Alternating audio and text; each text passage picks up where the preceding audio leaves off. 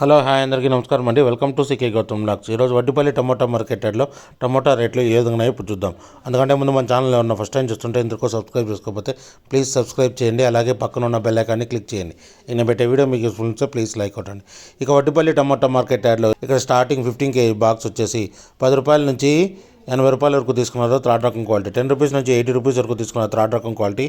ఇక సెకండ్ రకం క్వాలిటీ విషయానికి వస్తే 90 రూపాయల నుంచి 150 రూపాయల వరకు తీసుకున్నారు. 90 రూపీస్ నుంచి 150 రూపీస్ వరకు తీసుకున్నారు సెకండ్ రకం క్వాలిటీ. ఇక టాప్ అండ్ టాప్ విషయానికి వస్తే ఇప్పటివరకు జరిగిన యాక్షన్ ప్రకారం 160 రూపాయల నుంచి 300 రూపాయల వరకు తీసుకున్నారు.